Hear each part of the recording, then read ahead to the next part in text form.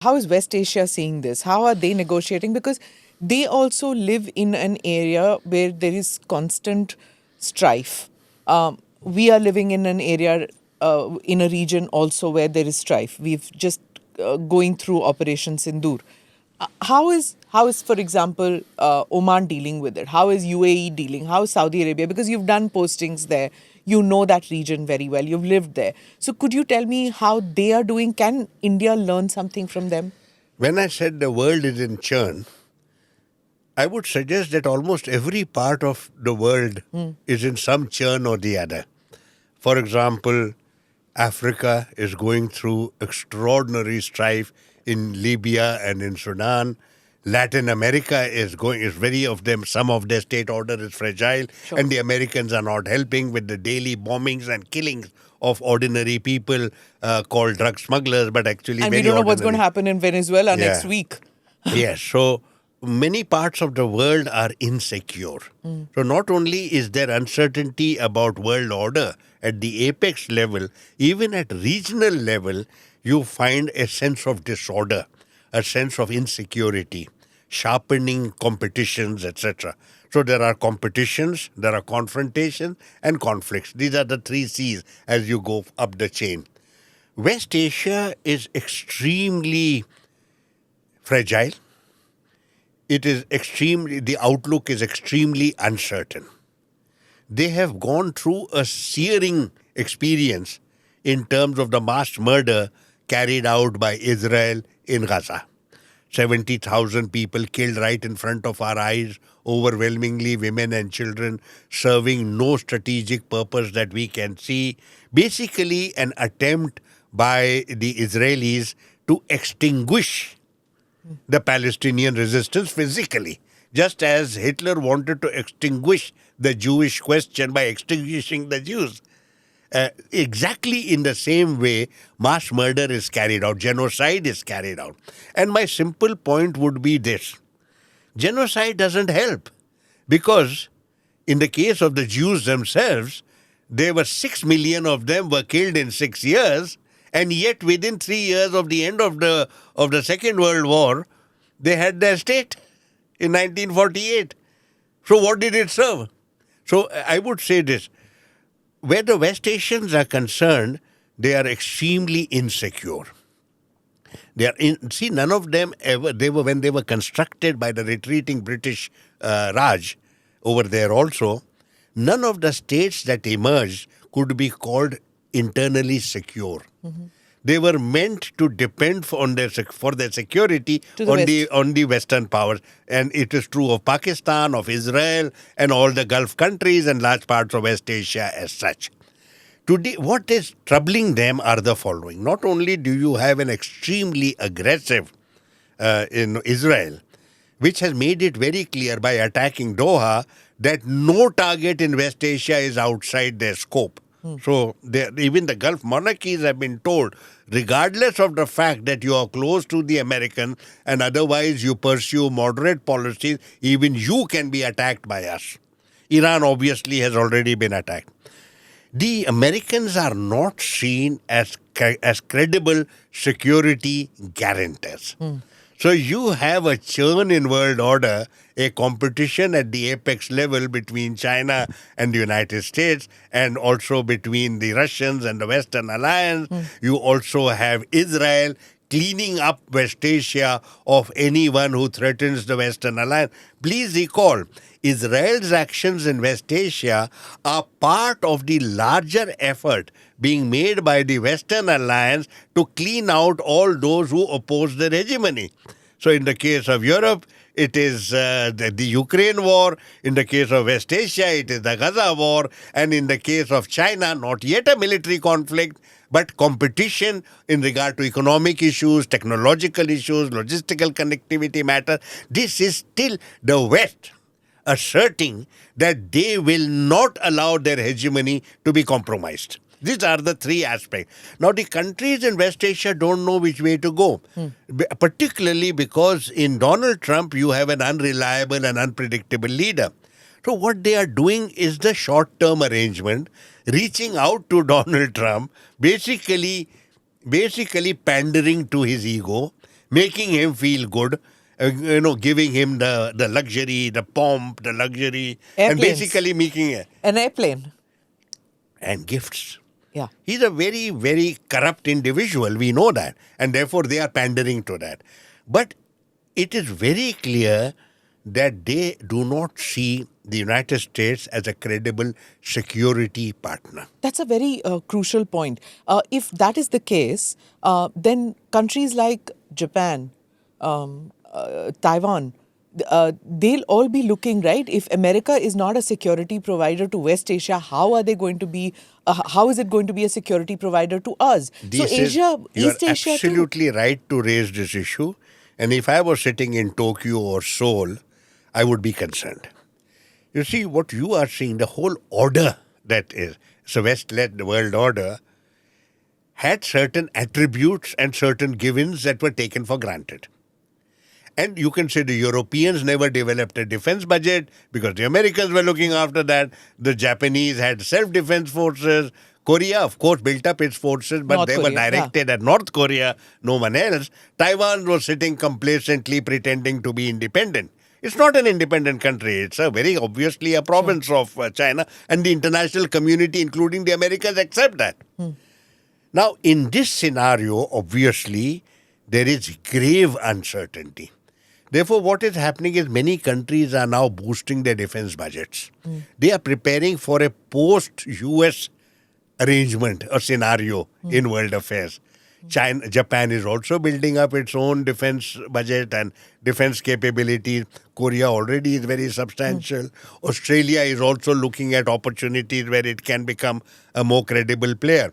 So all countries are preparing for a post-US order. What the Gulf countries are doing, but they buy American equipment with no intention of really using it. Buying American equipment basically enables them to bribe the American industry and make it their strategic partner so that they are able to make the American president feel good. He's getting, how Donald Trump says, jobs, billions dollars a year, billion. They're even talking $1 trillion. None of that money exists. But for the moment, they please the American president. In the case of Japan, there is another aspect which we must look at. More and more, the old traditional democracies are shifting towards populism, and that too right-wing populism. So you find it is true of Europe. Now, and in the United States, it's already in place. Hard right-wing populism. Many countries of Europe are coming up. Democratic governments are concerned very deeply about the challenge from the far right, so they are adopting some of the agenda of the far right in that regard. It is in this context that you not only have a political and defense and security related churn, you have domestic issues in almost every country that is a democracy. So you have that as a source of grave uncertainty, and many countries are now pandering to this. For example, issues relating to immigration, race, faith. What happened to that liberal order? Yeah. We never saw any evidence of it. It just disappeared in front of our eyes. And you have the rise of xenophobia and jingoism. So it is in this background that Japan has become a very aggressive role player. The new prime minister is pandering, I think, to a certain extent to her. Like when we were talking about, America not being the security provider anymore, and then the new national security doctrine is out just a couple of hours ago, so I'm not going to discuss that because I haven't read the entire document. I've only read excerpts of it. But it is that America is no longer going to go into theaters of war, which is not in their realm. It's a relook. They don't see China anymore as their, as a prime aggressor against their way of life. There's a complete shift that is there in their security doctrine. The world is also watching. If the security doctrine of America changes so radically, they have also got to change theirs, right? But for countries of the ASEAN region, they can't make that choice now to say, oh, okay, so America's not our security provider, let's look towards China. Can't do that. even though China is the only security provider other than America right now at this stage. So how does West Asia look at it? How does East Asia look at it? How should India look at it? Not I that would India clarify to you step by step. Right, sir. Firstly, the perception that the United States is not a credible security provider in any area of the world is now accepted. Okay. It's now an accepted view. I'm asking you as a layperson and me as a layperson, would you ever depend on the Americans for anything that was important to you? Given the state of affairs in the United States, a completely chaotic administration that changes its mind from time to time, place to place, its priority is completely skewed. It is a source of instability. The rest of the world has not yet prepared itself for its own security. Therefore, while the earlier arrangements and alignments are unraveling, new arrangements and alignments have not come up. We are in that churn. Okay. We are in that churn. Therefore, the world is insecure. Now, what the countries have to do is to function at three levels: the short term, the medium term, and the long term. In the short term, more or less, people take a band-aid approach, a quick fix solution. Buy some equipment here, some equipment there, so that in case you have an immediate security threat, you are protected. But you have to think in terms of the medium term. In the medium term, very slowly, more and more fresh relationships are being considered in the security arena. India is looking at Gulf countries in that regard. ASEAN is looking at various countries itself. ASEAN itself, let me clarify, is not the solid, united, resilient entity it used to be. Because it has differences. I mean, 10 countries can't always be agreeing. The world But that order. is their, वो उनकी खासियत है ना, that their diversity is what Yes, holds but them now together. you have serious issue. Myanmar is a major issue. The problem with regard to China and its claims in the South China Sea. All of these are so the medium term will call for certain arrangements which you will start from now, not necessarily show your hand, but you build towards the future. I would say the engagement with Russia and the engagements with China that we have started are part of this arrangement over a longer term. The flexible approach. The flexible approach over a longer term. Okay. And then you will have, I don't want to go far into the future because I don't know tomorrow and day after. So I'm not going to go there. But I'm going to talk about the short term. I can talk about the short term and speculate about the midterm. Okay. Say midterm about 5 years, short term 1 year plus, midterm 5 years. 10 years is long term. I don't want to go to long term. So what is happening is the countries all over the world, every country is today applying its mind to see how they can put in place new arrangements domestically and regionally to protect their medium-term interests. This means a diversion from the budget into certain areas you might not have thought of before, particularly in the case of India, defense capabilities. After all, one message that Op Sindoor has given us, and that is that technology, defense technology is burgeoning and becoming more complex and more lethal. Yeah. And we have to worry about it.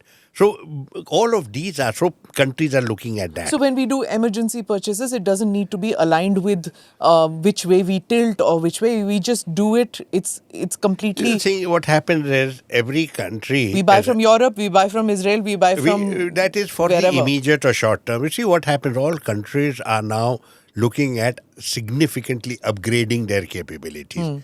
This is because of technology. This is expensive business. This is really Firstly, war has changed. Technology is a major role player. Drones are major role players in this. You don't have those old mass tanks going into massive battle array. Those theaters are gone. And West Asia woke up to that with the pager. With this, that, So all of this are technology. Technology. Secondly, therefore, the world over is looking at how we can prepare ourselves. Short term, protect yourself so that in case there is something stupid happening. But really speaking, the mind is focused on the midterm. Capabilities at home, which is expensive business. If I was sitting in India, such a large country, we have challenges which are both terrestrial as well as maritime. And of course, both need the air force. So you have very expensive proposition right. And the second is alignments. Building up alignment. Now what has happened with India is India has alignments but not alliances. We don't go for alliances. From 1947 till today, alliances is where you are part of a compact and you are a defense or some other compact, firm So compact. BRICS, Quad, these are alliances? These No. are alignments. Alignments. Because there is no compulsion to accept a consent. There's no. Okay. There are not. So ASEAN is an alliance, but it's an economic alliance. But alignments is what we do. India will need, when you have new challenges of the kind you never faced before, you also need to think new thoughts. India has up to now always looked at relationships that are bilateral and transactional. In the Gulf, in Southeast Asia, Central Asia, we don't look at regions in a collective sense. That, to my mind, is outdated. The way when China came to the Gulf, India has been in the Gulf for millennia. China came to the Gulf like in 15, 20 years ago. And China has been looking at the region as a whole. So you have dialogue platforms, China and the Gulf, China and the Arab League, besides bilateral transactions and bilateral relations. India doesn't. So you cannot be a strategic role player. See, you have relations with Saudi Arabia, you have relations with the UAE, you have relations with Israel, relations with Iran, but each of them is bilateral. Therefore, India has shied away from playing any security-related role in any region, despite the fact that these regions are crucial for our national interest. But we mortgage this responsibility to other players. Like China is a major player in West Asia. That place is rightfully ours. We should be there.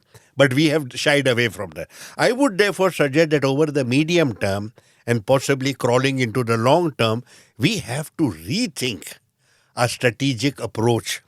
You cannot continue the old way of bilateral and transactional. Countries if you want security in an alignment or an alliance, they also want the same security from you. Namaste, Jai Hind. You're watching ANI podcast with Smita Prakash. अगर हम उसको मस्जिद कहेंगे तो फिर विवाद होगा. The issue is टूटा है क्या भारत? 400 पार का मतलब ये है कि संविधान खतरे में है. क्या हम लोग ये निर्देश देते हैं कि फला को गिरफ्तार करके जेल डाल दें? वही तो कह रहे हैं सब. ये बेबुनियाद निराधार आरोप. सच्चा सुनना चाहो देखो स्मिता प्रकाश ANI. It does not lie.